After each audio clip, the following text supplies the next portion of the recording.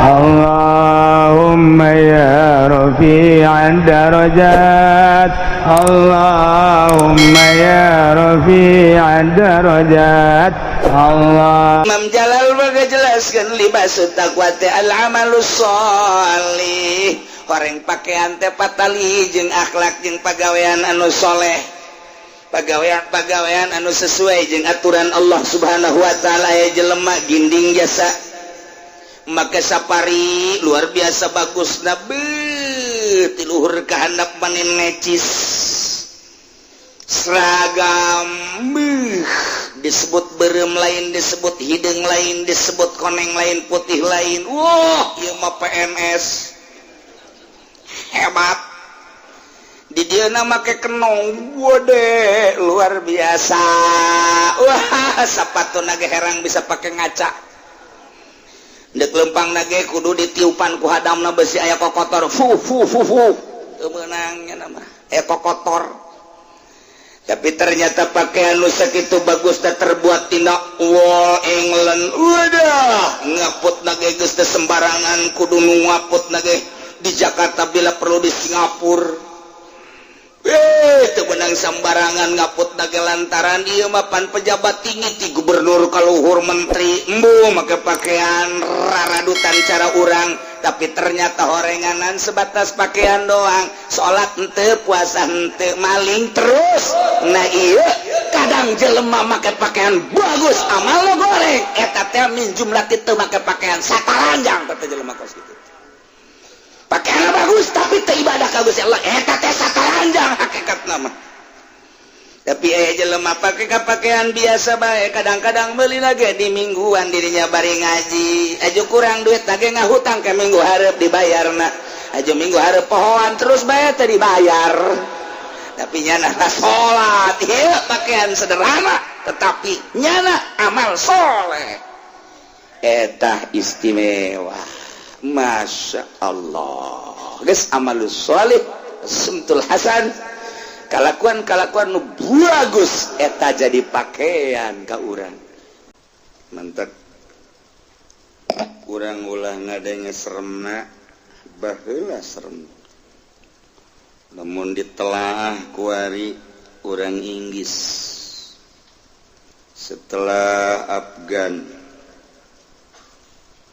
diserang baheula ku komunis, dilarang sholat, dilarang puasa, teu beunang sarolat, teu meunang aya nu magahan ngaji, aman mah aman, ka dieuna terpisah jeung kitu negara komunis Islam.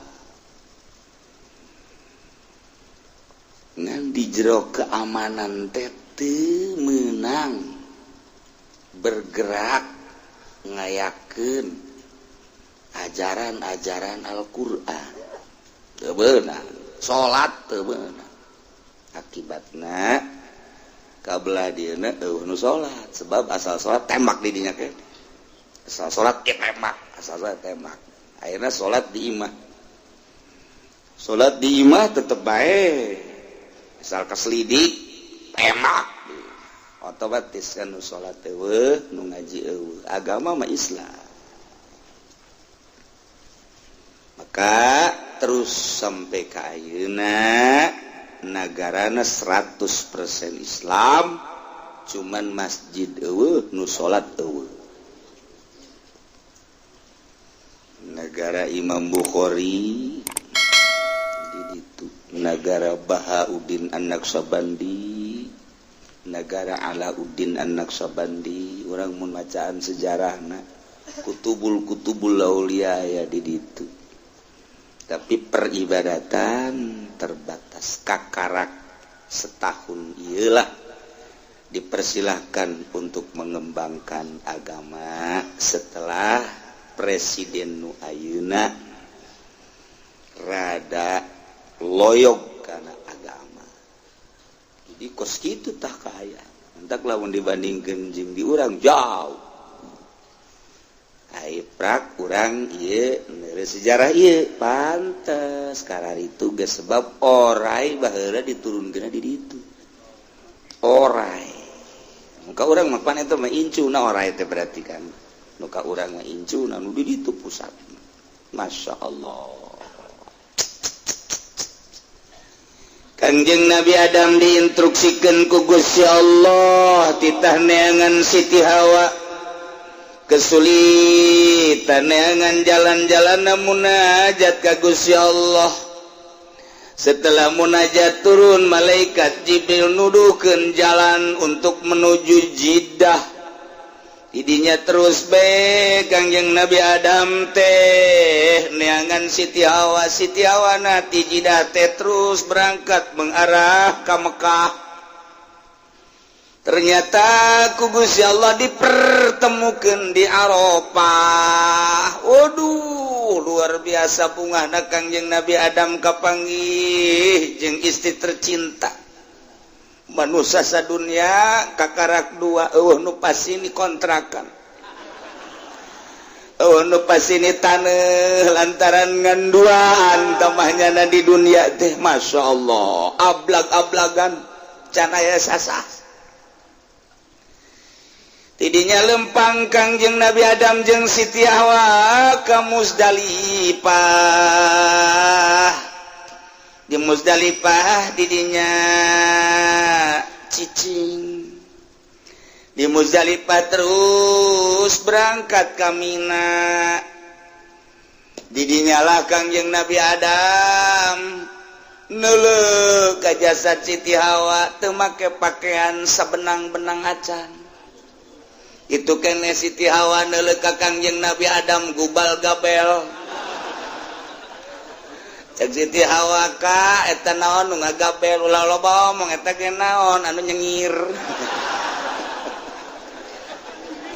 Ya Allah ya Rabbi satara aja Gusti. Cek Siti Hawa jatuh nyengir mangan senyum doang. Eta kadeuleu ku aing ge kapeung-kapeung senyum kapeung-kapeung baeud. Ieu nu teu kuat namun baeud. Munajatlah Gusti Kangjeng Nabi Adam ka Gusti Allah Gusti. Utatarina abdi di surga serba mewah serba sagala aya.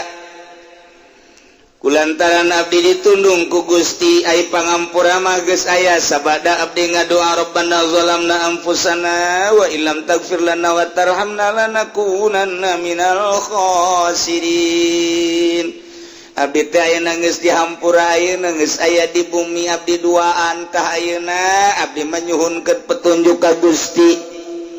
Apakah ieu kudu sataranjang bae atawa kudu kumaha? Mun kudu dipake naon? Kudu dipake abdi nyuhunkeun petunjuk jeung lain jang sakadar abdi bae.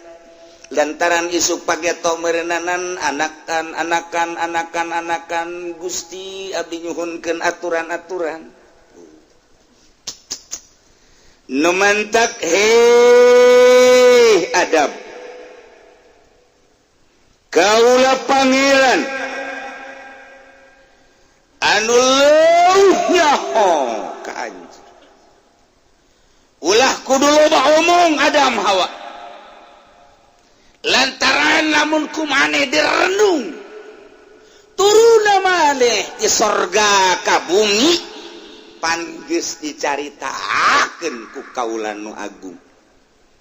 Waktu kaula ngadamel anjeun teh Adam pan ditanya ku para malaikat. Dek naon ieu Gusti teh nyieun kos ieu pan dijawab ku kaula inni ja'iluka fil ardi khalifah. Kaula ngadamel ka anjeun teh bakal jadi khalifah di muka bumi. Ulah kaget Adam. Ku sebab maneh kabongbroy ku nasehat iblis, maneh teh nyieun dosa. Ulah kaget sebab eta mah ngan sakadar ngalaksanakeun perjanjian ini jailuka fil ardi khalifah. Ayeuna anjeun geus aya di bumi. dijadikan sebagai khalifah bakal dibere aturan-aturan nu dibutuhkan baik agama maupun dunia. Masya Allah. Tesambarangan kaula nurunkeun ka anjeun Adam lamun henteu nyieun aturan-aturan nu mantak ayeuna rek dibere nyaho ku kaula. Hei Adam, jang anak cucu anjeun deui. Lain sakadar jang anjeun duaan. Kebutuhan-kebutuhan tentang agama, tentang dunia bakal dicaritakeun terus sih berapa macam kebutuhan. Nyangakeun sadaya-daya cek Kangjeng Nabi Adam nuhun gustingan atuh abdi pan ieu kapanasan geura dada-dada buru-buru. Bujur panas di hareup panas. Lantaran cuaca di Mekah teh kapan lain cara diurang mamun panas bisa ngiuhan tatangkalan ambalayah. Tangkal Ambon belah kulon ge nu ngaji tarariis di dinya. Bari ngopi bari ngarokok kiai-kiai nyana-nyana nyayomkeun. Oh di urang babari belah ditu aya tangkal buah belah panas bisa ngiuhan, tapi di Mekah di Saudi Arabia baheula mun panas dek ngiuhan di mana? Maka Kangjeng Nabi Adam mayang buru-buru panas, Gusti panas. Sanajan tatangkeupan ge atuh ai panas ge mah Gus dek di mana happy atuh. Happy sote lamun tiris panas ge mah boh atuh. Cuaca panas saja orang nangkep pamajikan mah hau. Atuh sarua jeung asup ka hau direrab. Masya Allah. Masya Allah. Nah Adam kaula nu agung ayeuna dek jaritakeun kebutuhan pertama tentang pakaian. Ya bani Adam qad anzalna alaikum libasan yuwari sawatikum warisha. Wallahu a'lamu bimuradihi. Ya bani Adam anu mantak teu khusus ka Kangjeng Nabi Adam, tetapi Gusti Allah khitab teh ya bani Adam ka seluruh anak cucu Kangjeng Nabi Adam. Lamun anak cucu Kangjeng Nabi Adam atuh berarti terus ka urang ge, ka urang Cikupa, ka urang Bojong, ka urang Sepatan geus puguh urang Pasar Kemis mah jajana narurut.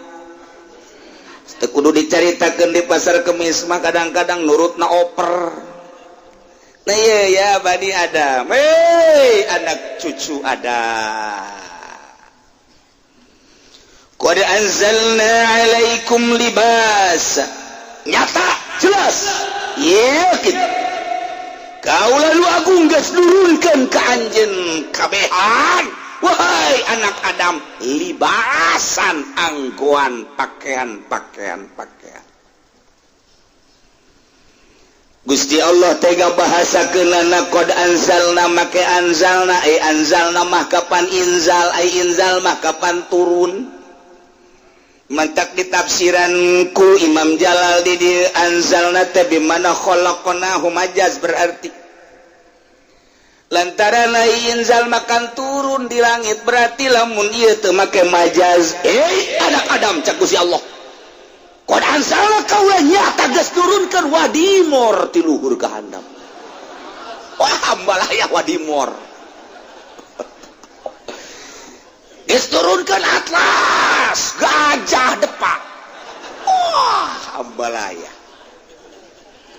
segala lepis segala BHS anzal tarurun ti luhur langit ka handap jante dina turunna ge beureun urang pararae mantak anzalna bimana khalaqnahu. Kok Gusti ngabahasakeun anzalna sih?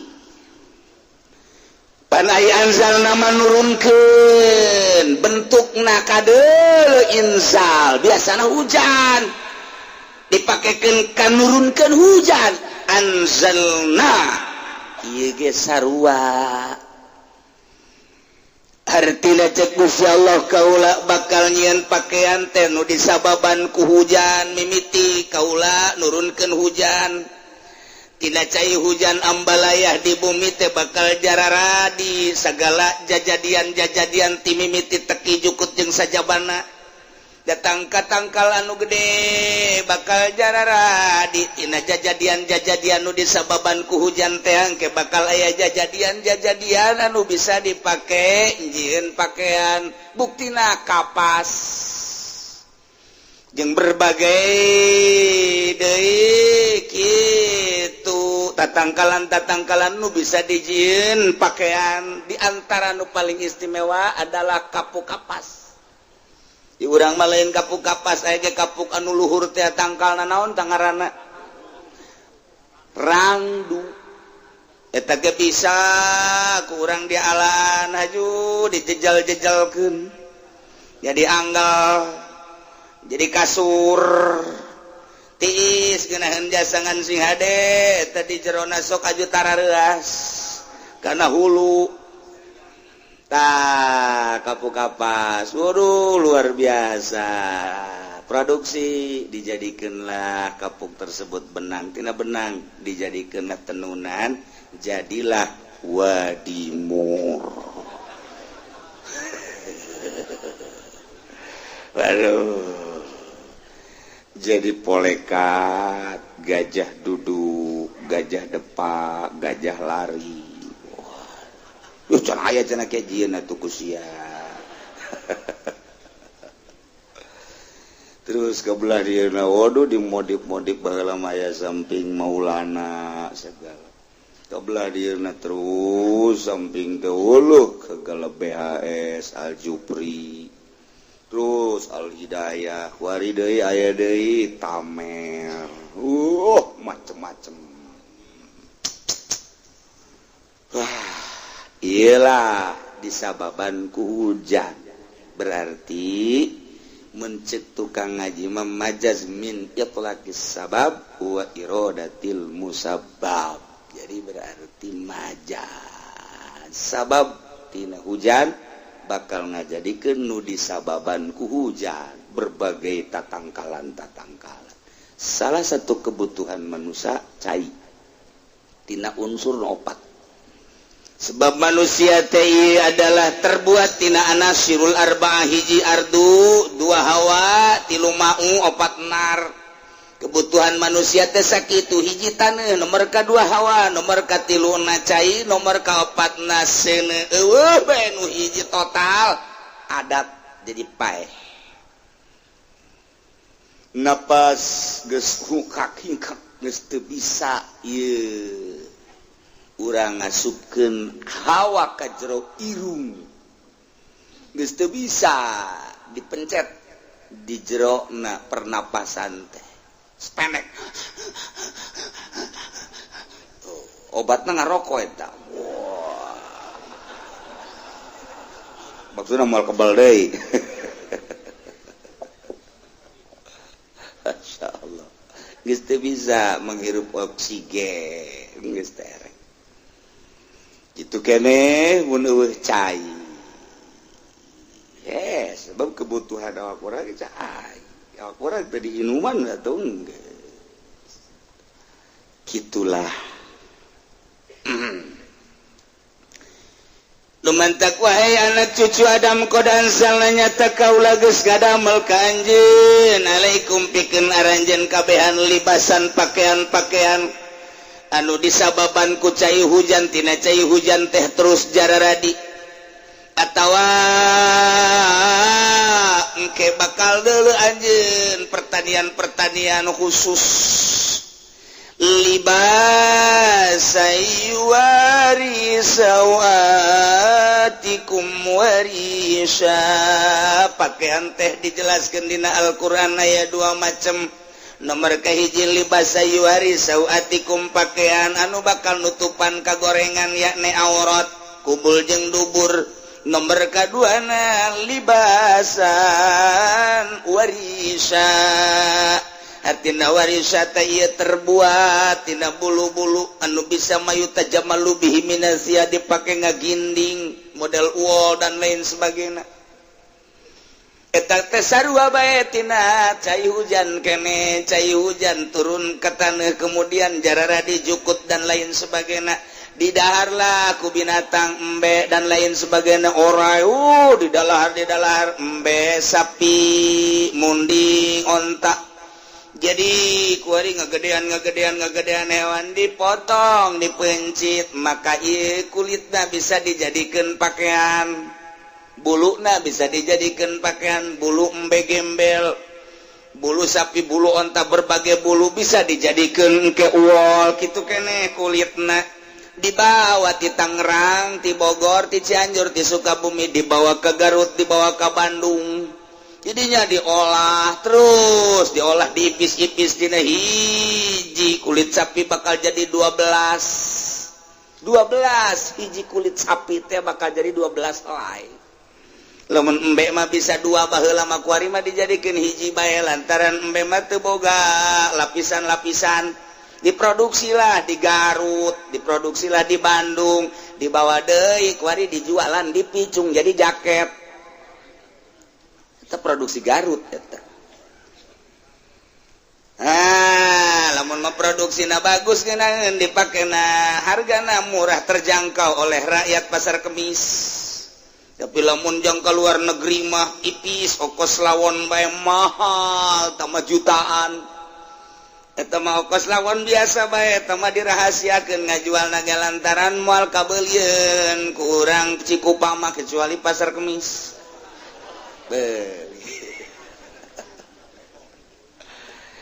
dipakailah di luar negeri saha nu makena penyanyi ternama Elvis itu make buatan Garut sebenarnya celanana teh nu herang-herang teh teh kulit buatan Garut dipakai deui ku Mick Jagger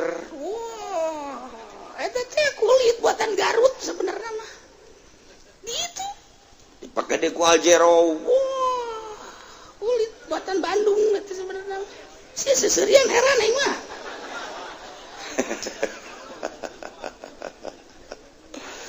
bahkan Bill Clinton ge kunjungan ke Indonesia dibere nyana Justina kulit Masya Allah Indonesia teh istimewa tuh urang mah di dia ngajualan kulit sapi sabaraha duit hargana eta kulit sapi teh hijina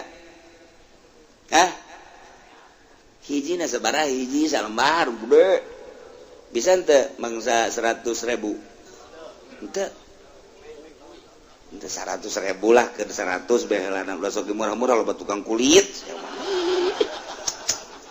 kumaha sih bila perlu 500.000 lah bawa ka ditu dijieun 12 keur carita salembarna jadi hiji baju bae atawa 10 nu 2 jang tambal-tambalna hijina misalna dijualna ieu kuari 5 juta kali 10 jadi sabaraha ada memang hitungan bae heulangan 50 juta sasapi Masya Allah mantap kamu mun tukang kulit hargakeun 1 juta mahal gitu jadi jaket mah kuali mah timbul pertanyaan paneta teh kulit kuari dipake kuari jaket kulit nu di urang makan dipake teu meunang kahujanan asal kahujanan bae jadi heuras aju bau tak kumaha lamun jaket kulit kehujanan aju bau kurang kuari digoreng pakai kerupuk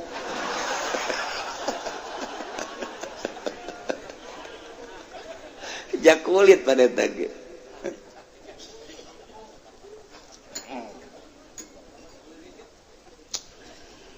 nomor kahiji libasa yuwari sawatikum pakaian anu jang nutupan aurat ulah kadeule diharap bubal gabel mun lalaki ulah kadeule senyum jeung bendu baud ulah kadeule kitu kene di tukang supaya rapi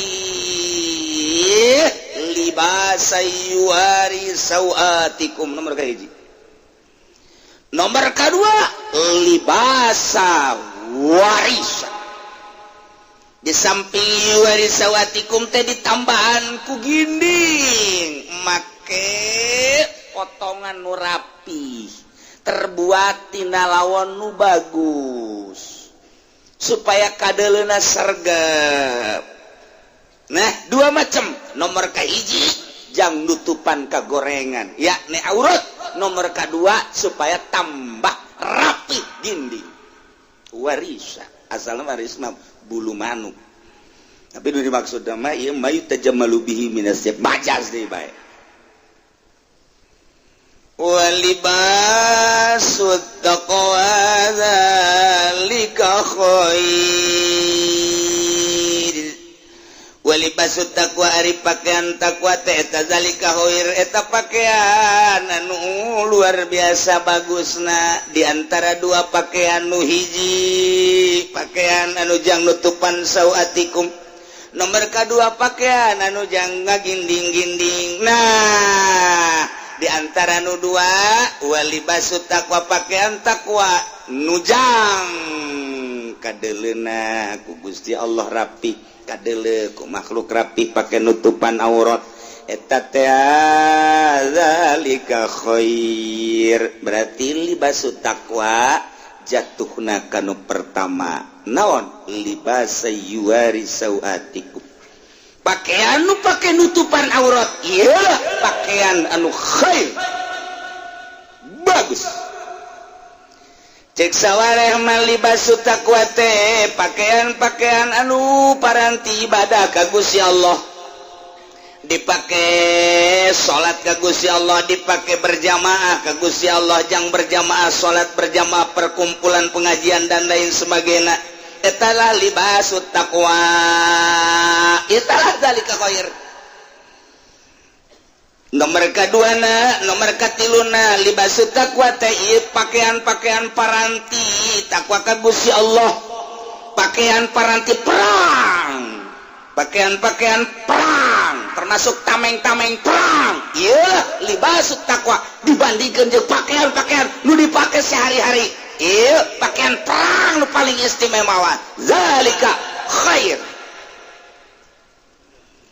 Terakhir Imam Jalal baga jelaskan libasut taqwa teh al-amalus sholih horeng pakaian teh patali jeung akhlak jeung pagawean anu soleh pagawean anu sesuai jeung aturan Allah Subhanahu wa taala aya jelema ginding jasa make sapari luar biasa bagusna beut ti luhur ka handap manen necis seragam disebut berem lain disebut hidung lain disebut koneng lain putih lain wah ieu mah PNS hebat di dieu na make kenong gede luar biasa wah sapatuna ge herang bisa pake ngaca deuk lempang nage kudu ditiupan ku hadamna besi aya kokotor fu teu meunangnya nama kokotor tapi ternyata pakaian nu sakitu bagus teh terbuat tina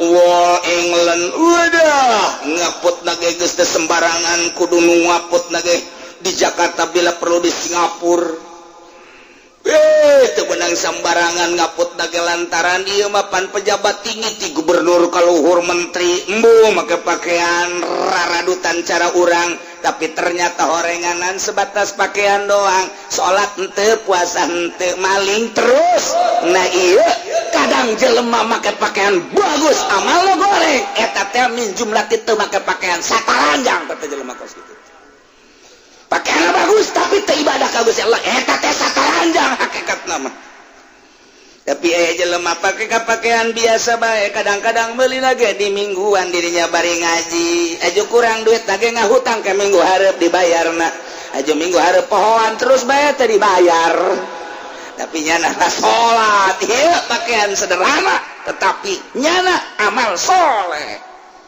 eta istimewa masya Allah geus amalus sholih sumtul hasan kalakuan nu bagus eta jadi pakaian ka urang nu paling istimewa mah pakaianna bagus secara zahir hartina bagus teh rapi pake nutupan aurat ditambah kumayu tajamalu bihi lantaran ditilitah Allahu jamilun yuhibbul jamal jadi dirapi-rapi pakaianna lantaran bersyukur ka Gusti Allah lain hayang ka alam ku makhluk ditambahku amal sholeh berarti makan zohir batin didele dina zohirna sergap ditambahanku pakaian batin amal sholeh waktu sholat waktu puasa waktu zakat waktu haji waktu sodakoh cawaden zohiron wabatina. Masya Allah. Jadi nomor kahiji iya pakaian nutupan aurat. Nomor kedua ditambah deui untuk berhias sebagai papaes supaya indah.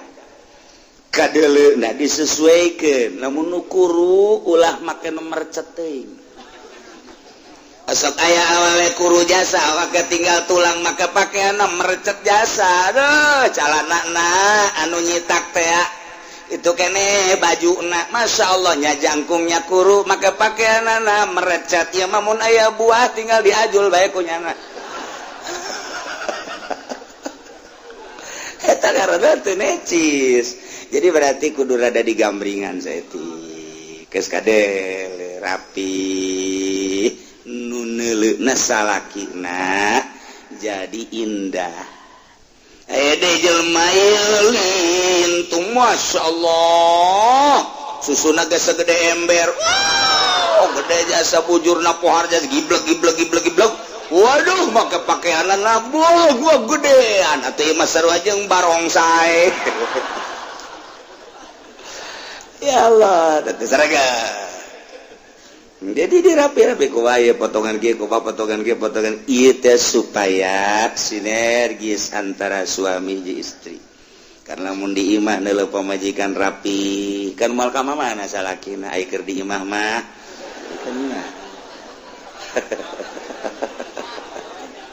Lah cek salaki udah cukup aing neuleuh sia bae ge jah sia rapi bae.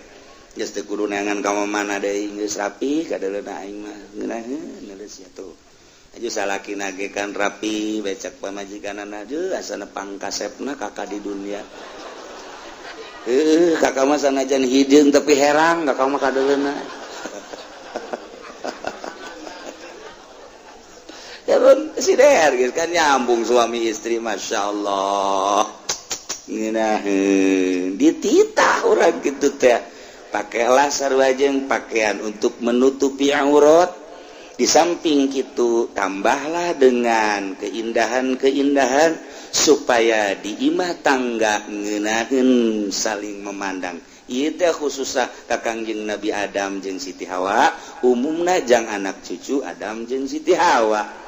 Libasut taqwa zalika khair, pakaian nu paranti takwa eta lah nu paranti anu dihebatkeun manu hebat, paranti salat, paranti ngaji libasut taqwa. Zalika khair kitu keneh libasut taqwa paranti perang zalika khair eta nu hebat atawa ieu libasut taqwa libas taqwa teh nu jang sakadar nutupan aurat libasut taqwa zalika khair ditambah ku amal-amal saleh ieu mah bagian batin kalakuan nu bagus zalika khair ieu kabeh zalika min ayatillah la'allahum yadhakkarun wallahu a'lamu bimuradih. Ngajadikeun lagu si Allah kana pakaian dengan berbagai aksam bagian-bagian pakaian, dengan berbagai mode-mode pakaian, dengan berbagai potongan-potongan pakaian. Jeung dibuat dari berbagai bahan-bahan, aya nu tina kapas, aya nu tina dangdaunan, aya nu tina talokop-talokop, aya nu tina kitu kulit-kulit kayu, aya nu tina bulu embe, aya nu tina bulu dan lain sebagainya. Ieu kabeh zalika min ayatillah. Etalah tanda-tanda ayat Gusti Allah, tanda kebesaran kekuasaan Gusti Allah. Urang kuari cecampuran di dia make pakaian teh berbagai-bagai macam potongan, berbagai-bagai kitu dasarna, berbagai-bagai kulnaon gitu ngaranna dasarna. Nah ieu aya nu tina tapamatek, aya nu tek-trek. Aya tun tina pitoron, aya nu tina hero, aya nu tina sipon, macam-macam. eta zaman-zaman baheula. Oh, datang ka kuari nu alanyar macem-macem eta teh kaluarna mah teu jauh, tidak mate jeung istem. Pangheulana di urang aya istem di Tangerang. Pohara jasa asal geus ngomong gawe di mana di istem. Hebat amat orang tukang sapuna. Kos kuari besok babe jauh alhamdulillah Kiai. Saya kerja di mana di bandara asa pilot bae penurangnya. Ngadenge di bandara teh asa pilot bae. Masya Allah renganan di luarin bandara. Geus bagus penting digaji bae lah. Naila kabeh zalika min ayatil dalil kekawasaan Allah. Mun ku Allah teh diturunkeun cai kemudian teh jarara ditatangkalan kapas, nu jadi tangkal kayu, nu jadi embe onta pararaeh urang bisa sataranjang deui. Nya kumaha teh jahara rese. Nu mantap ketika turun hujan teh urang ngadoa ka Gusti Allah, bersyukur alhamdulillahirabbil alaminku sebab hujan dialah jaradi segala rupa. Oi kapas di Kalimantan jararadi nu dipelak nu teu dipelak idinya langsung dikemas dibawa ke Bandung dibawa ke Tangerang Jaya pabrik tekstil di urang teh dibawa ke Surabaya kadang nu meuli nama urang Sumatera dijual di Tangerang dijual deui ku ari ka nu produksi tidak kapas baik jelema jadi hartawan jadi jutawan miliuder. Masya Allah bersyukurlah ka Gusti Allah. Ieulah tanda kebesaran Gusti Allah subhanahu wa ta'ala. Ti mimiti anu melakapasna kemudian anu manenna kemudian nu ngemasna karyawan dibawa ka Tangerang kemudian transaksi jual beli kapas dirinya sabaraha ton apa sabaraha kontainer dibawa lah ku ari ka pabrik-pabrik tekstil. Ti mimiti patani kemudian kadang tangkulakna dibeli ku bos di dieu diasupkeun dak urang mah kuari tarima make alhamdulillahirabbil alamin teh nyaho ieu dibuat tina naon ti mana asalna tinggal bersyukur ka Gusti Allah subhanahu wa ta'ala. Na iyalah zalika min ayatil maksudna kembalikan ke Allah ieu teh tanda kebesaran Allah tanda kemahakuasaan Allah la'allahum yazakkarun manawa para kupar diharapkeun seluruh manusia teh eling ka Gusti Allah nu antukna engke ngimankeun bahwa Allah teh adalah pencipta langit bumi katuteusina iman atuh ka Gusti Allah. Urang mah kuari alhamdulillah make pakaian geus teu nyaraho saha nu melakapasna saha nu jadi tangkulakna di mana diproduksina ku urang kuari mah geus dinikmati dipake kuari ku urang dipake ngaji dipake salat ieulah zalika khair libasut taqwa.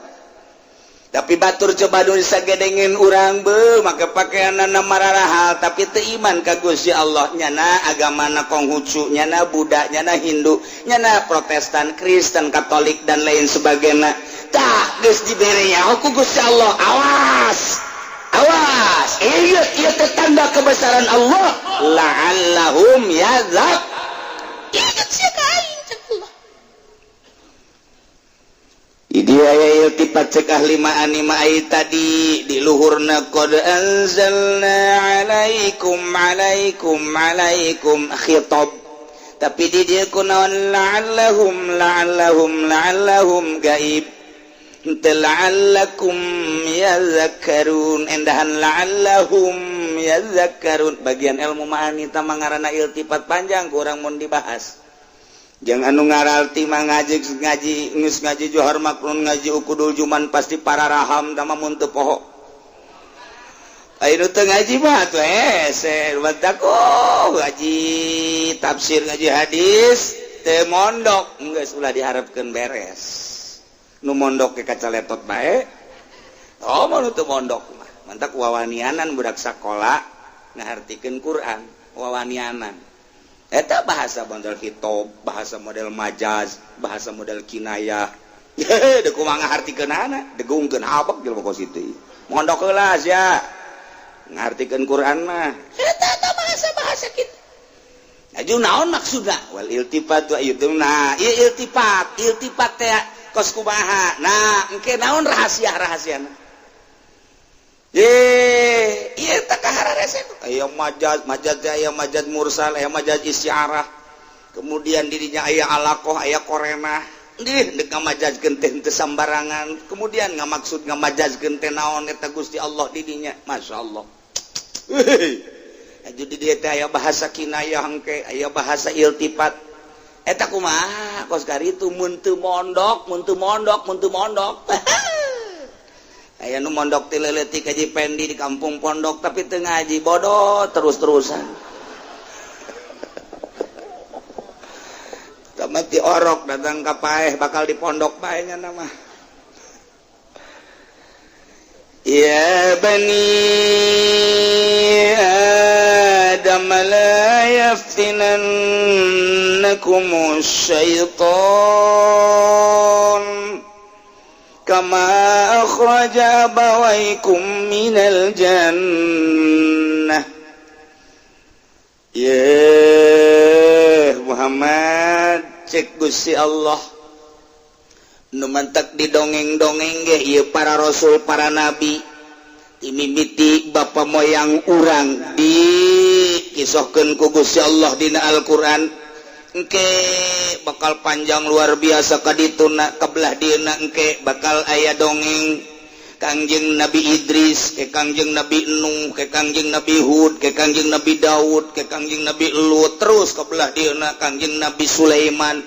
Didongengkeun terus para nabi Musa, Nabi Yusa. Kebelah dieuna Kangjeng Nabi Isa alaihi salam diakhiri ku Kangjeng Nabi Muhammad sallallahu alaihi wasallam. Ieu para nabi dikisahkeun dina Al-Qur'an teh ieu supaya jadi ibrah limayas mauha bagi jelema-jelema anu ngadenge teh ieu supaya jadi contoh jadi tergugah hatina nu bagus bisa diturutan anu gorengna ke bisa dijauhan tujuan daripada ngisoh-ngisohkeun para rasul ieu supaya jadi ketika orang ngadenge teh Kanjeng Nabi Adam kan orang berpikir eta bapak orang kunaon make maksiat di sorga lamun tah heula teu maksiat meureun aing ge teu kudu hararese hirup di sorga ngeunaheun jasa teu kudu boga kontrakan aju cak nu ngontrak aing teu kudu ngontrak aju cak nu tani aing teu kudu macul segala ngawaluku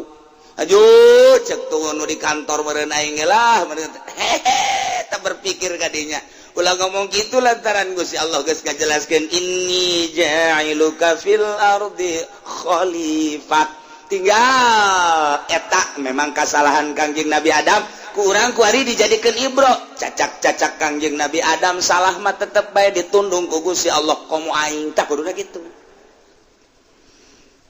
Kangjeng Nabi Adam bae salah jeung Ibu Hawa Gusti Allah diturunkeun tina nu mulya sorga diturunkeun ka bumi anu hina eta teh anu kesayangan Gusti Allah atuh komo aing sapira aing meureunanan pangkat teu boga derajat teu boga aju aing maksiat bae terus meureunanan ieu deuk diturunkeun ka mana ieu aing deuk diturunkeun ka mana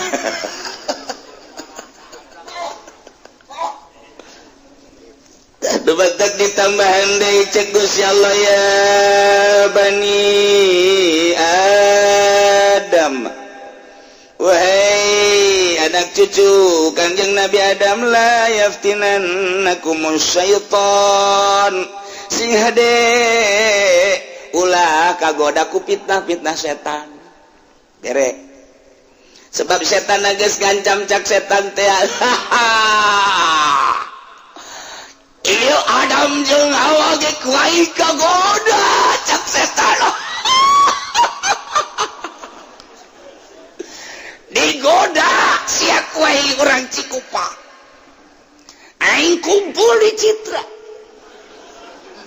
Aing kumpul di BSD. Sabagian anak buah aing di Purijaya.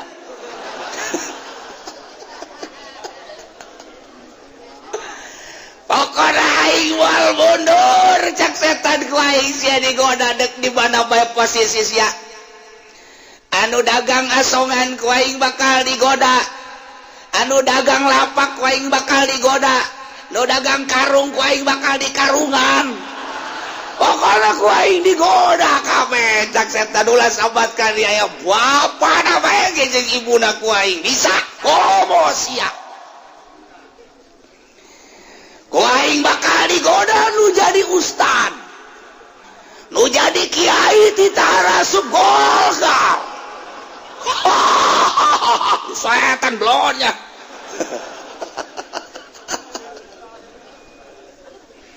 pokoknya mah jelema ku aing bakal digoda ti Tangredet kabeh dengan dasar kebutuhan ditanya rimpen duit di bank deposito abeh ngadaharan taina ayo ku aing neuk digara roda supaya ka Mekah melalui bank pinjaman ti bank geus teh nyaho duit nu halal nu haram ku aing bakal digoda kiaina ku aing bakal dijadikeun sponsor sial teh setan goblok masyaallah ku aing bakal digoda ku cewek-cewek bakal mararecet ge calana-calanana aduh apemna bakal kadeuleu ku aing ping-pingna bakal disingkap-singkapkeun ku aing dadana bakal dibuka-bukakeun ku aing aduh SMS-na dilancarkeun ku aing ujian digoda kajen ku kumaha ge geus kiai heula nu ku aing digoda ustad nu ku aing komo tukang tabligh mah geus ku aing ceramah digoda jasa tial ta setan aduh terutama nu aya di pamarentahan ti mimiti RT datang ka lurah ku aing pokona mah bakal ditiupan ceulina camat-camat bakal dituntun bupati segala gubernur komo presiden mah aduh ku aing sia bakal ditutur-tutur ke mana bae ge sia waduh teh setan sial jasanya setan di mana sia tempat sia tempat aing di Tangkal Asem Tangkal Ambon, pusatnya di Tangkal Beringin. Waduh, setan ngancam setan. Cek Gusti Allah ya Bani Adam, anak Adam nu aya di Cikupa, di Bojong Balaraja, Cipondo, Ciputa, Ciledug. Kos kabeh santero, Serang Pandeglang kabeh anak Adam. Awas. Layak tinana kumu setan ulah kagoda ku pita setan sia sing hade kajen teh setan ngancam ka sia sebagai anak Adam deuk di goda siana bae ulah kagoda carana kumaha geus supaya ulah kagoda ulah boga HP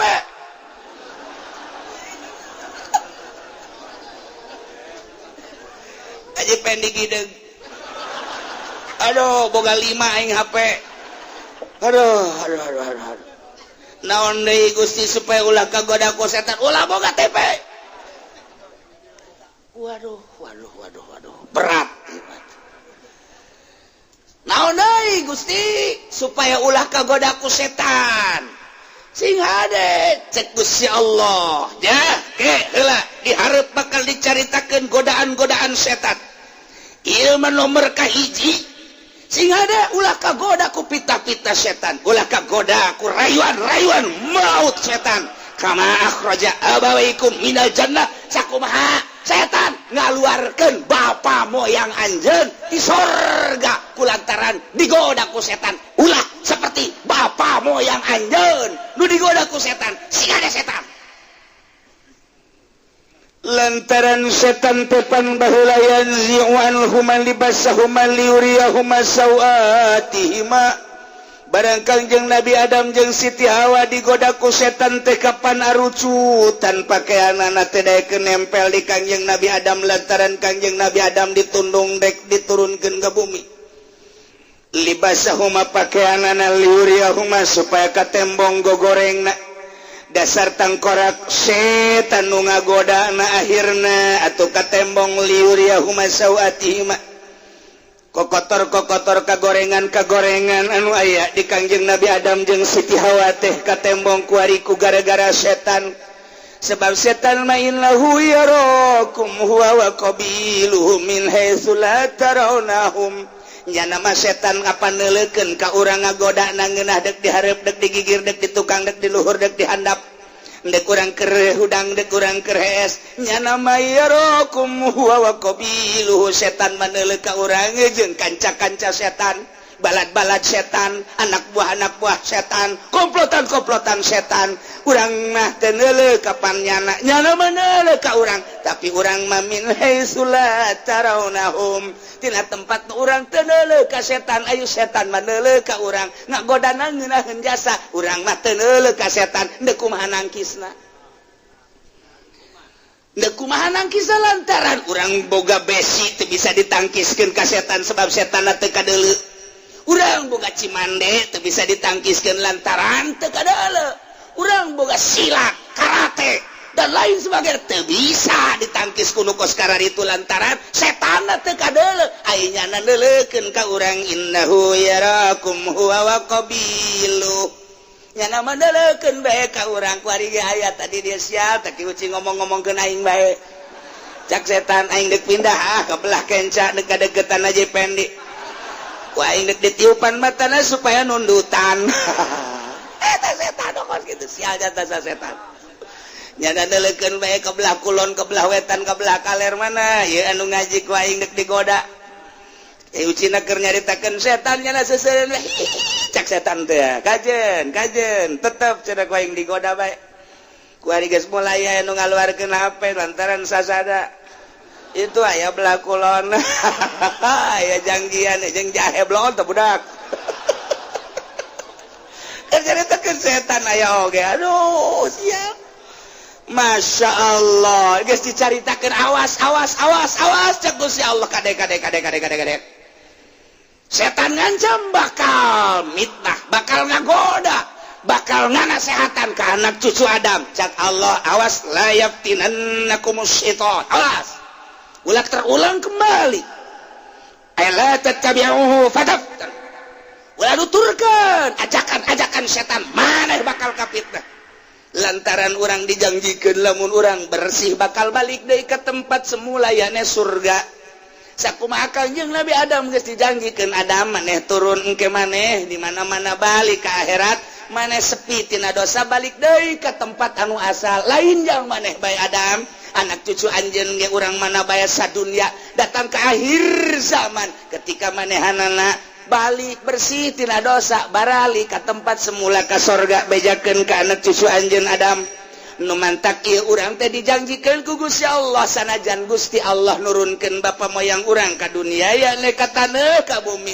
tetap urang bakal balik deui ka tempat semula na ge ku ari ge kapan kanyahoan urang Semarang loba nu geus balik deui ka Semarang pabrikna kuari geus teu jalan urang Surabaya nu kaya Tangerang kuari pabrikna bangkrut balik deui ka ditu urang Lampung balik deui babarengan yang monyet di Lampung ka ditu jeung uwa-uwa ieu ge urang bakal balik deui ka sorga asal la yaftinannakumus syaiton asal ulah kapitnah ku setan bae moal kebal hirup urang 20 tahun, 30 tahun, 50 tahun, 70 tahun balik ka ditu salila etalah hati-hati setan siapkeun kuari kuda-kuda urang jang ngalawan setan awas ulah sampai terjadi sakumaha akhraja abawaikum minal jannah bapak urang teh kula gagu gara-gara kabisikan ku setan turun di surga dipocot pakaian kemegahan jeung kemuliaanana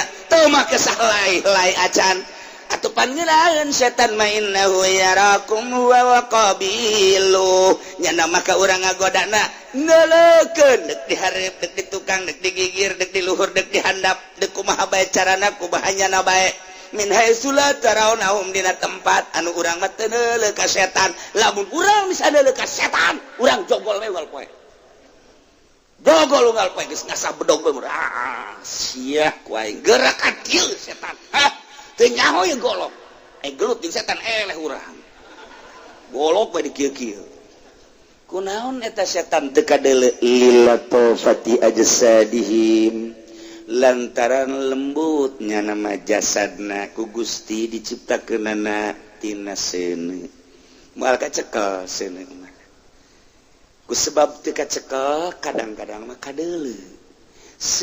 aya hasib doang aya berem dan lain sebagai gambaran setan urang lamun diberi ketajaman mata bisa neleka setan orang lain sayatik hamba Allah anu bisa neleka setan teh lain sayatik bisa neleka setan rupa setan bisa kadele ulah jauh-jauh orang maca surat jin sok hayang nele setan baca ke orang surat jin niatan ya Allah ya Rabbi abdi bayang maca surat jin di dia hayang nele ka setan nele kege bakal asal macana di tempat sepi atuh aja setan banyak rame atuh sia maca di kuburan sorangan bae coba ge atuh cek si Jonet teh make teh kudu maca surat jin teh masal cicing bege geus teuleut-teulah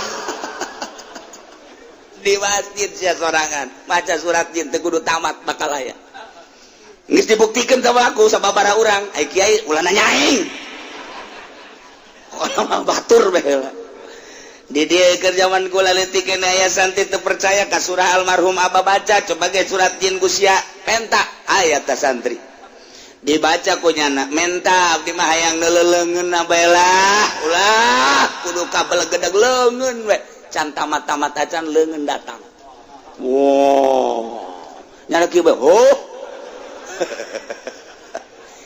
curugna bae sagede bitis curugna encan ieu encan ka dieu atau kelenger nya kieu bae cak babaturan tadi pan sia baca Quran pan ieu kelenger kieu di inuman geus kebal cager kunaon sia aduh aing neuleuleungeun gure cekeuna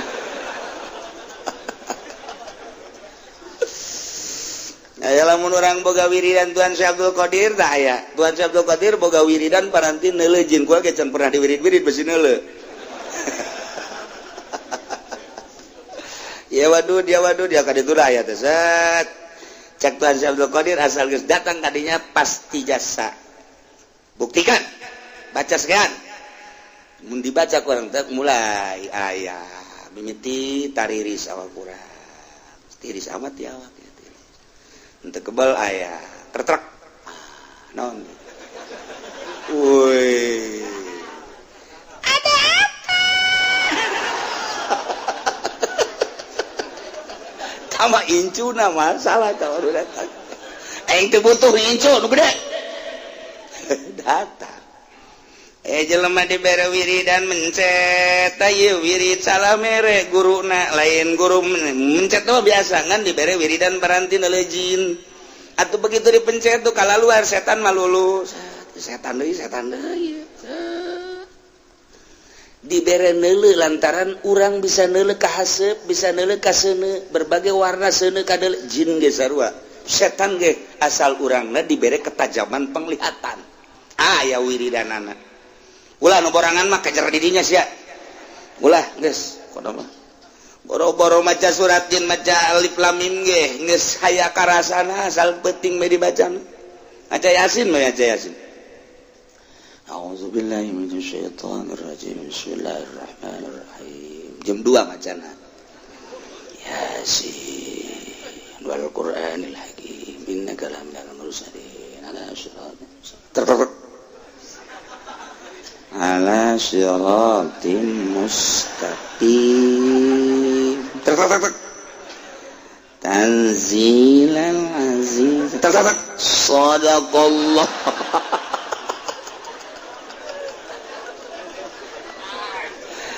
cak pamajikan aku nantet aku nanaon ada di sini maca Quran ti penting cek kenapa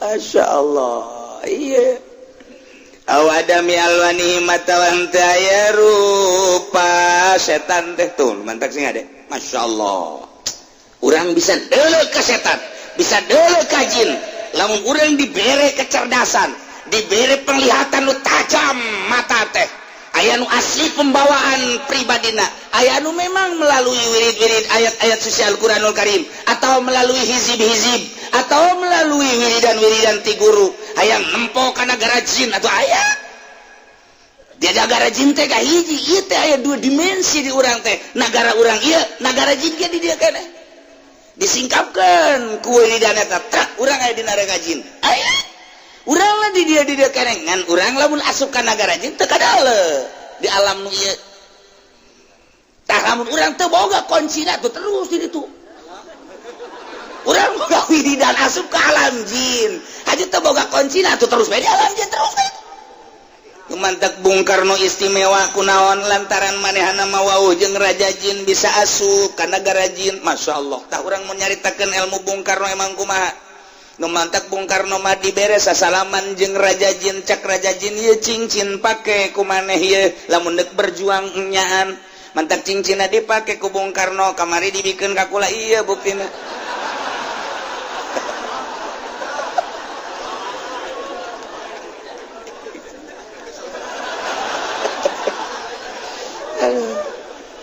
tapi bejana Bung Karno mah cincin hideung semu biru ieu mah hejo aduh Gusti Allah tak urang lamun nyaritakeun Bung Karno emang kumaha kitu bisa nagarkan rajin nu mantak Kiai Zaini mendak kerep nyaritakeun Bung Karno si jelema apa lain lantaran nyana bisa asup ka nagara jin bisa wauh jeung jin-jin hiji nomor kaduana baheula waktu benda kerep jadi leuweung nyana mah bisa ngobrol jeung maung eta mah di negara urang keneh kos kieu biasa tapi nyana bersenyawa jeung maung ngobrol jeung gajah ngobrol jeung buaya ngobrol Bung Karno ketika manehna asup ka nagara jin teu kadeuleu ku urang wauh lah nyana jeung raja jin moal anggeus urang jaritakeun Bung Karno nu nyaho keaslian Bung Karno masyaallah ente kudu Bung Karno sanajan kuari ge kuari pisan aya ieu kuari pisan ge aya anu nyahoeun nagara jin sababaraha urang hiji di Bogor geus bebeja ka kula nomor kaduana nu geus nyaho ka nagara jin teh orang Karawang emang Karawang mah meureun henteu boga wiridan ge ngahiji jeung jin ieu kiai lain lalagan di Karawang aya nungges ngalalakon ka nagara jin nagara jin teh sarua jeung urang ngan aya kerajaan jin nomor kahiji nu terbesar di Banten wah kumaha lain lalagaan teh mentak urang Banten mah kos jin kasurupan Banten belah ditu Banten urang nyebrang maka parahu eta ge kerajaan jin gede keneh ieu caritakeun urang Bogor urang di ditu di negara jin teh loba ambalaya wah mutiara emas perak dan lain sebagainya asal daek bae pakaian dan lain sebagainya mun urang mawa segede kieu bae mutiara ti negara jin dibawa ka urang moal kaduitan ja aya nu ngarewas naon wiridanna cenah kieu sia mah kadinya bae pan aduh terus teu beres emang budak ieu mah ieu setan ke urang jaritakeun setan jin di negara nang ke dihareup bakal mantak asa ulah ngabesam inna ja'alna syayatina awliya'a lilladzina la yu'minun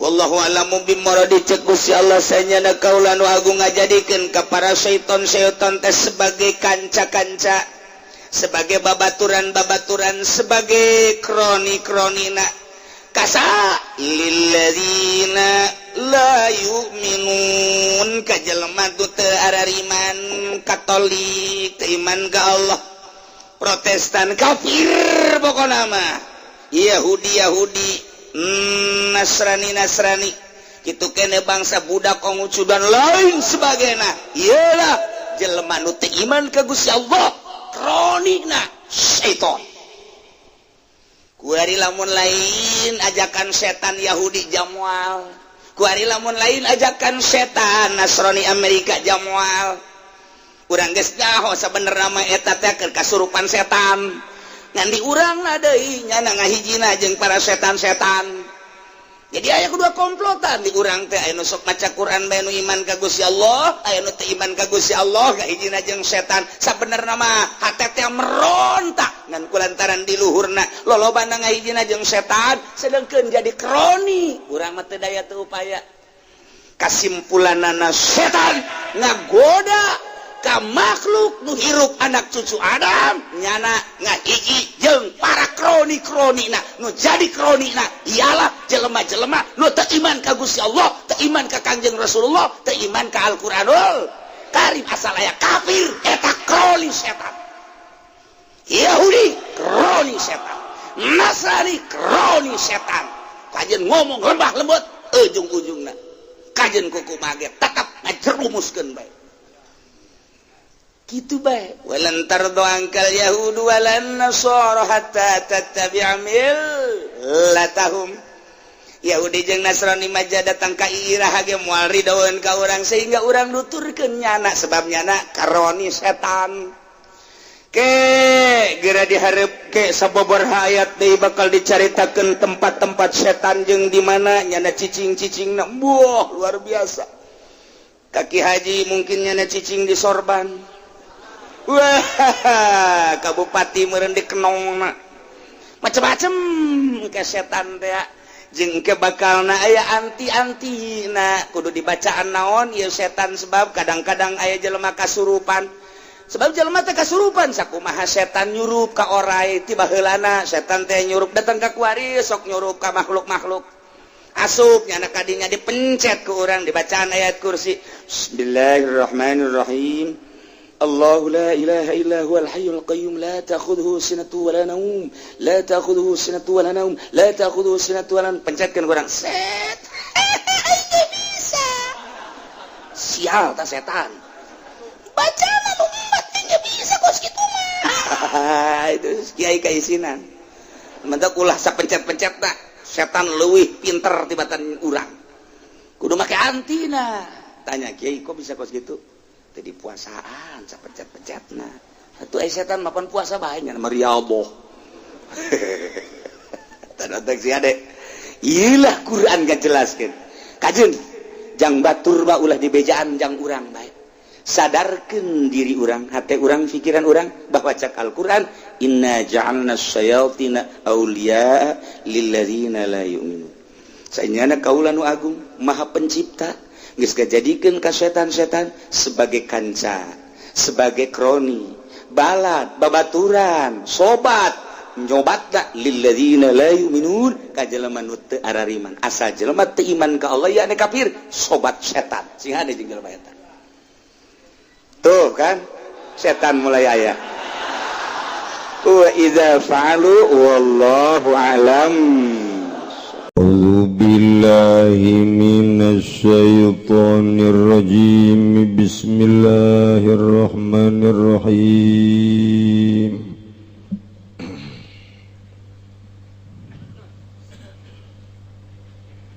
Wa in kana rabi'an turiyata anturdi'ahu ala sahihi lan lamun ana yatif iku kang den sosoni ustuyata maka den syaratkeun apa yen tah nyosoni yana kiha hadinah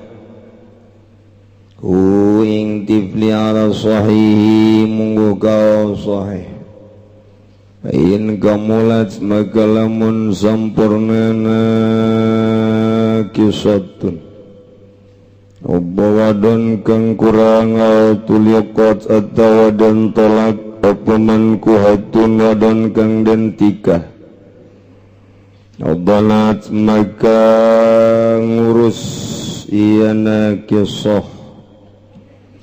wa in gubatil umawim tana'at wal jiddati lan lamun gaib zobombok awim tana'at apa atawa narima kacegah ya maka utawi kang ngurus iku tetep kadua nini ni ala sahih ngatase mungguh atawa ala sahih mungguh kau sahih.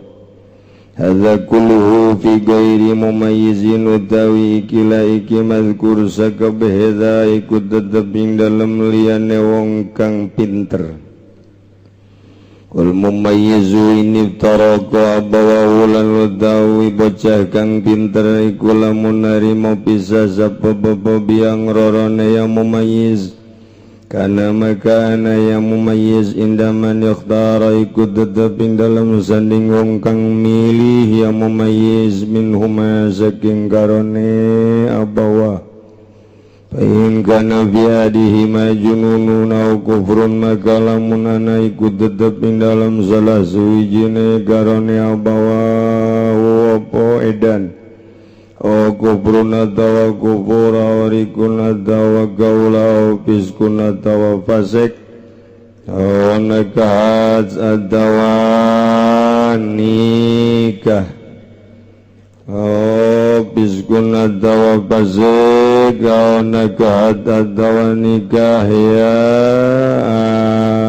ya wadonnya mar'ah falhaqulil akhor maka utawi kaul hak ikut tetap kadue kang wawene maka utawi kaul hak ikut tetap kadue kang wawene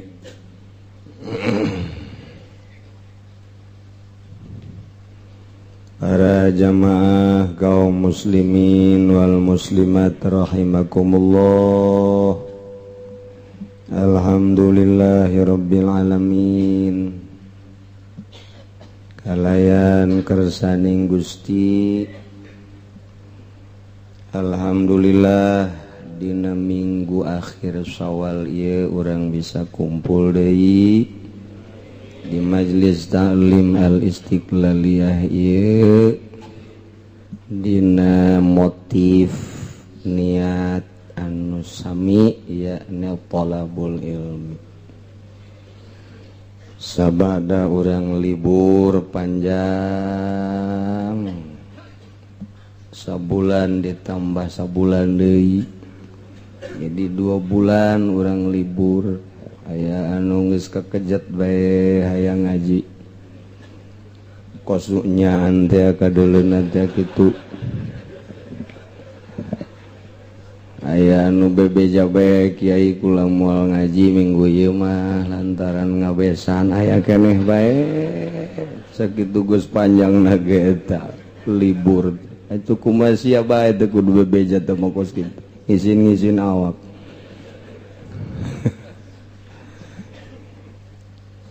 tuluy di sajeroning 2 bulan teh ternyata tetangga urang bahkan aya nu bapa urang nu ma urang nu anak urang nu babaturan urang maot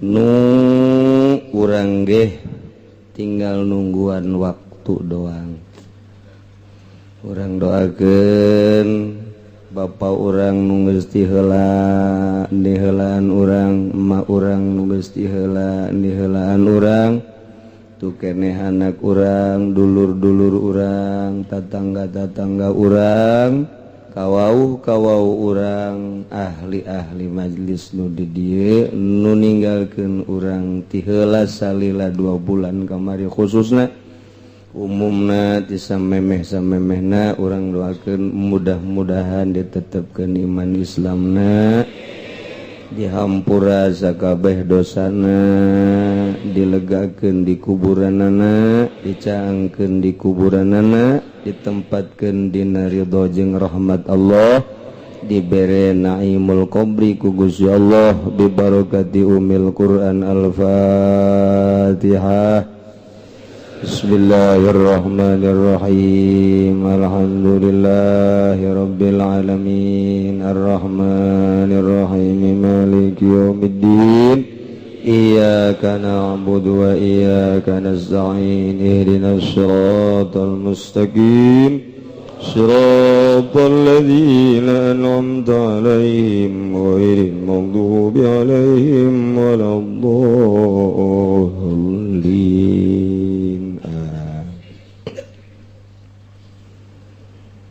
Ulang nuruikeun materi pangaosan urang nu ayeuna keur nyaritakeun masalah hadonah.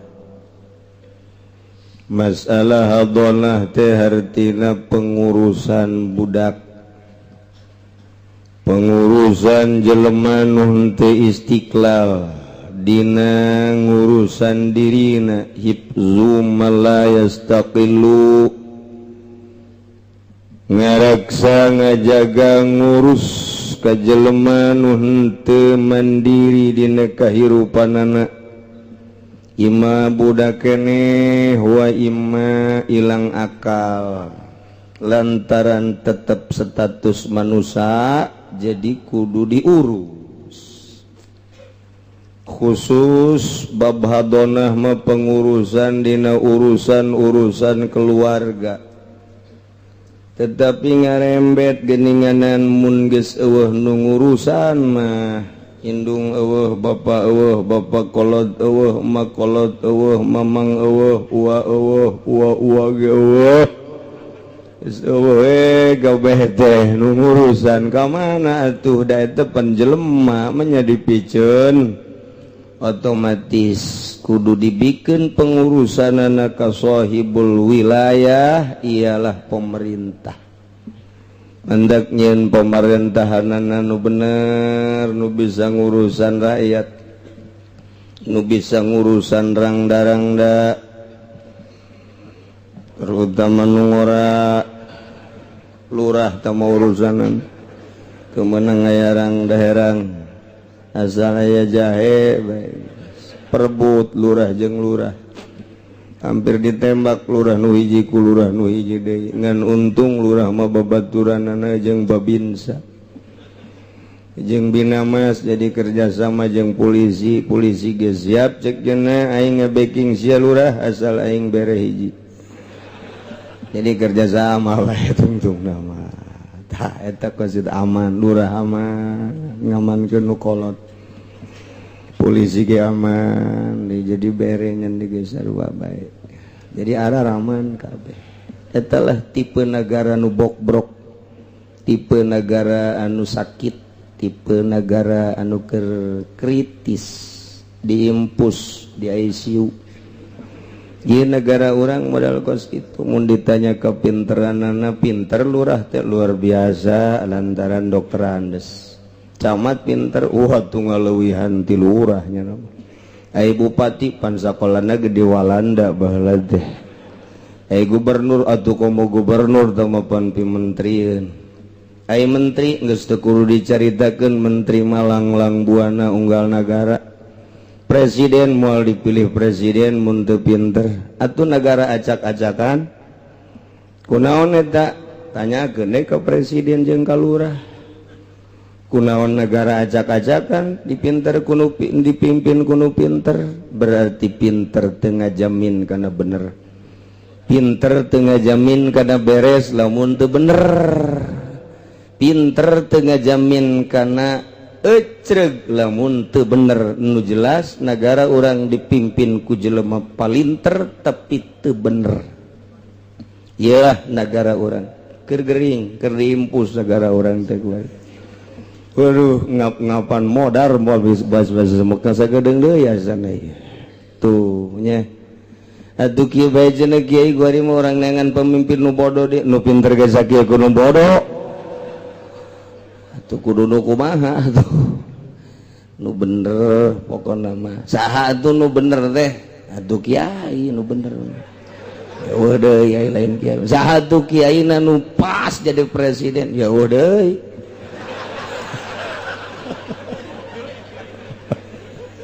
jangan Gus Dur nah aja Gus Dur geus eueuh deui kuari bangsa Indonesia nu paling terkaduhungeun ngalengserkeun Gus Dur lantaran ternyata setelah dibaca rencana Gus Dur luar biasa moal timbul 100 tahun ka hareup 100 tahun deui model Gus Dur nu aya mah kuari aya ge Gus Pur kos kitu bentukna bangsa miing kabeh teman Darto bae kadinya si gepeng nu ngaheureuyaan negara bae nu kos karar itu Masya Allah urang sebagai bangsa Indonesia khususnya urang di Tangerang umumna Serang Banten umumna pisan Pulau Jawa rindu jasa orang teh kepemimpinan anu piawai, pemimpin anu jujur, pemimpin nu bener,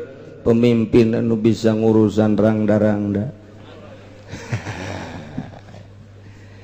Tenang cenah urusan rangda teh kudu konfirmasi ka kiai teh aya di kantong aing.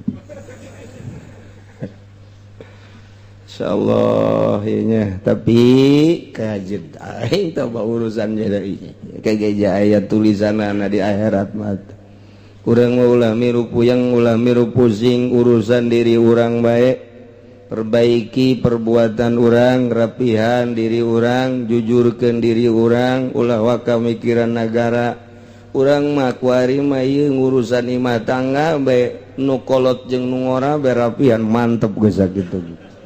Ulah wakang mikiran negara heula mikiran imah tangga urang bae nu kolot supaya ulah ngaco bae supaya ulah marah teh bisa nundeukeun nu kolot ge enggeus teh raja koang-koang teh mah geus pokona ai nyandung hayang ai ribut unggal poe teu beres teh mah kos kitu mun hayang atuh bebejat ai aya elmuna ge geus cenah kieu ge can nyandung.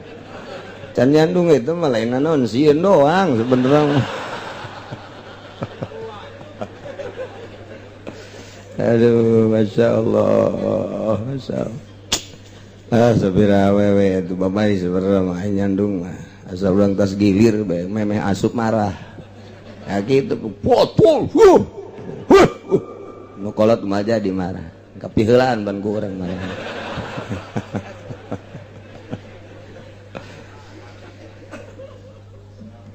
Memeh urang nyaritakeun pengurusan negara nu bakal diatur di jero kitab fikih. Aya siasah Syafi'iyah, aya siasah Malikiyah, aya siasah Hanabilah, aya siasah berbagai imam-imam. Diatur sedemikian rupa. Nu mantak salahna lurah, salahna camat, bupati, kudu sok ngaji mah kanyahoan jasa. Takur jeung aturan Al-Qur'anul Karim teh ngomong ka kaler ka kidul ka wetan ka kulon ge geus teu atur teu akur bae geus cenah aya mui di jerona teh podol sero mui geus teu bisa dipercaya lah bensin atuh haram meuli mah nya mui loba pokona mah geus atuh kudu dikumahakeun ku urang lain kudu dijejeleh kudu diperbaiki lantaran muina dulur urang babaturan urang kadang guru urang nagarana nagara urang babarengan atuh ngan asal muina daek ditoel ngan nyana mah ditoelna kudu mah cek nu di luar naon tah atuh sia teh ngajina di luar sanu nitah tanya naon eta pokona rahasia eta mah kanu di jero ngabejaan we kanu di luar bejaan we ka mui emang bener kudu make ieu mui marah tampiling atuh mui bongan sia gitu marah gelut jeung aing manya hasil ngaji gelut ayo rapi yuk urang rapihan RT beusi salah atuh tegor RK besi salah tegor, lurah besi salah tegor. Cenah aja salah kabeh lurah mah. Turunkeun atuh jasian nu naekeun.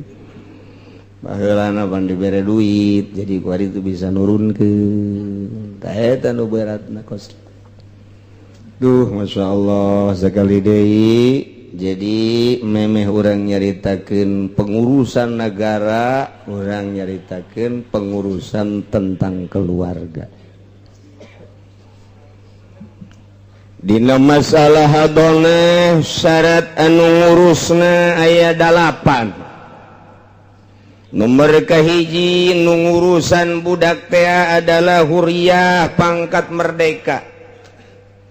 Mantak kamari geus dicaritakeun ku Ki Musonib wala hadonata lirokikin teu meunang ngurusan jelema nu status daroki. Kaula budak amat boro-boro ngurusan batur cacakan ngurusan diri nage aya di bawah naungan sayyidna hiji Nomor kedua kudu nu boga akal, nu mentak lah hadanata limajnuni, nu edan teu meunang jadi pengurus rumah tangga. Syaratna kudu boga akal, nu mentak nu edan, nu boga status kurang akal teu meunang ngurusan budak. Nomor ketiluna kudu amanah, nu mentak la hadana talifasikin jelema pasek teu meunang uras-urus. Kudu nu amanah, kudu nu terpercaya. Lebab anu pasek moal bisa ngurusan batur cacakan ngurusan sorangan get can ecreug. Nomor keopat kudu nu beragama Islam, nu mentak la hadana talikafirin, teu meunang ngurusan itu jelema kafir ngurusan jelema muslim. Syaratna kudu beragama Islam. Nomor kalimana syarat dina pengurusan eta adalah kitu antah lual hadina min zaujin ajnabiyyin. Lamun papisah salaki jeung pamajikan bisa ngurus ka anak sote syaratna encan nikah deui kanu sejen. Mun indungna geus nikah deui kanu sejen teu meunang ngurusan anak lantaran indungna boro-boro ngurusan anak, ngurusan salaki ge eta can puguh bener. Sebab salaki anyar teh mah kudu diurusan, kudu dipandian luhur handap, kudu diusapan, geus teu kaburu ngurusan anak. Nomor kagenepna nu ngurusna teh ieu adalah kudu nu bisa nyusuan ka budak. Nah ieu nu ku urang kuari dek dicaritakeun. Wa in kana radian lamun aya anu diurusna eta budak leutik anu nyusuan nu nyusu. Budak anu diurusna masih keneh nyusu keneh atuh usturito antur diahu isyaratkeun kudu nyusuan atuh si indungna kanu jadi anak. Kan kuari lamun nyaritakeun nyusuan teh geus teu kalaku di lembur. Asi teh geus teu pati kalaku di pakotaan aya di palemburan masih. Nu mentak di kota mah atuh teu kalaku nyusuan teh lantaran geus stabil perekonomianna. Aya di lembur mah encan stabil, di lembur ge embungeun indungna nyusuan anak mun stabil mah. Lantaran can stabil perekonomian anak tetep jadi kapaksa lain dedeh jeung nyaah kanu jadi anak. Malah mah anak di mana indung di mana di kota mah dibikeun ka bisister. Kadang-kadang kapanggihna ge saminggu sakali gitulah di dunia karir mah. Abi di palemburan mah masih kene berjalan indung nyusuan anak sanajan lain dedeh sawareh mah lain nyaah sawareh mah. Ekonomina we can kabeli cai susu, can kabeli susu sapi, jadi disusuan kunyana, gitu. Mantap. Lamun ditanya kunaon si ibu teu daek nyusuan anak, mesti lambeng gitu nanti. Padahal mah tahu urusan gede jeung leutik mah watek tah bakos kitu. Aya nu henteu nyusuan ge lambeng mah lambeng bae. Anu nyusuan bae itu peungkeur bapeungkeur bae sarua bae. Tama urusan dirina lamun tadina lobang ngadahar gaji teh lambeng teh. Lamun tadina lobang ngadahar bangsa nu teuas-teuas lah salak. Peungkeur teh kos. Sia mah sareuri heran aing mah kos kitu bae ge. Lamun aya budak diurusan ku indung nata syarat nomor kadalapan mun budakna masih kene nyusu indungna kudu nyusuan kanu jadi anak.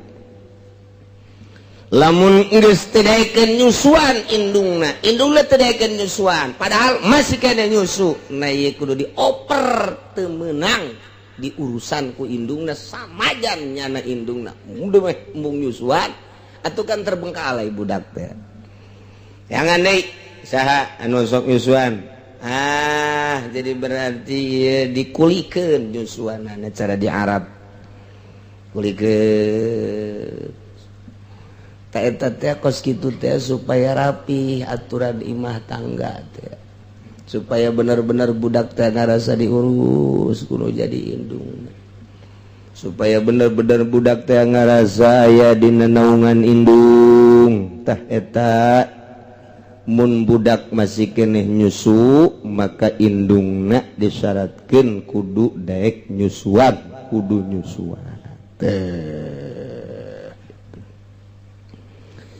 syarat nomor ketujuhna alayakuna bi maradun daimun ulaya dai ngurusan teh gering mun diurus ku indungna ulah gering kabeneran indungna teh barang tas pepegatan jeung salakina padahal ieu indungna butuh ngurusan anak ai prak indungna setruk boro-boro urusan anaknya ngangkat leungeun ge teu bisa setruk eta teh teu bisa diurus ku indungna oper kan jadi bapana. Katujuh nomor kadalapan alayakuna a'ma ulah aya nu ngurusan budak buta bisa raragagan ka sumur kabehan buta indungna ternyata atau ku bapana diurus bapana ge buta budak teh leutik keneh can nyahoeun jalan teh lamun buta teu bisa ngurusan anak nu masih keneh leutik keneh masyaallah lain dalapan bahkan jumlahna teh aya kitu 12 nomor ke 10 aya kuna rasyidan kudu pinter deui endeu kumaha terurus budak lamun ieu indungna nu ngurus teu pinter artina pinter teh dina urusan imah tangga ulah obrot dina masalah ngaluarkeun danana ulah sapeh teu puguh teu garu indungna teh sok resepeun jasa meuli petasan tah ulah dititah ngurusan budak tah kos kitu tah lantaran moal bisa ka urus budak atuh jada meuli majong malulu bisa tah sapeh teh ngaran atawa diurusan ku bapana teu meunang manggih anu bahenol asal aya urang Karawang urang Subang we aduh anu beureum bibirna atuh duit lain ka anak kadinya mal beres teh ngurusan sapeh teh nu kitu ngaranna teu meunang ngurusan budak teh. Nomor ke-11 alayakuna mugbilan ulah aya nu ngurusan teh jelema anu sok pohoan jasa poho malulu poho asal diteuneun budak dihareup ka jero imah ai tadi anak aing di mana nya teu beurang asal diteuneun poho masyaallah teu meunang nu kos kitu. Nomor ke-12 na nu ngurusanana ulah budak leutik lantaran ieu mah urusan wilayah urusan pengurusan mah kudu anu dewasa geus kudu anu pinter dina urusan imah tanggana jeung kudu anu pinter kudu ulah budak leutik kudu nu dewasa ta eta lah cara pengurusan anak lamun diurus nuturkeun aturan-aturan agama rapi ujianana budak ge ngeunah diurusana magrib memeh magrib dipandian ku indungna embungeun dada dipaksa disadangdanan budak terus magrib terus diajak salat heula tungguan atawa diasuh heula beres salat wiridan di pagahan alif bata eta pinter tanu kos kitu ngaranna indung ngurus budak teh ieu mah atuh memeh maghrib boro-boro mandian budak nyanana gen teu mandi ngejebleh beges teu kaburuna naon dur maghrib boro-boro mandi nyana di hareupeun TV aju anak dage atupan milu cileuh singgerendo teu mandi terus boro-boro salat mandi ge henteu ta eta ngurusan budak modal kitu moal beres sedengkeun di lembur teh hampir karitu di Lampung mah gitu teteh aja tepak wari ka Bitung gitu deh itu beres takos ngurus budak teh mantap geus gedena tuh heula pemandangan di televisi gede saeutik meme sekolah SD geus main HP caram budak ulah main HP ulah abah ge geus korban HP itu sebenarnya emak ge korban HP sebenarnya kunaon memang emak ge ieu bobogohan deui gara-gara HP pepegatan jeung abah sia teh ieu gara-gara SMS-an mah ieu korban HP eta kuduna emak bisa ngadidik anu jadi budak pes insyaallah nya teh jadi lamun budakna ieu nyusuan nyusu keneh susuan ku indukna Pain kamulas nakisatun nawatul ikotsman kuatun hadonat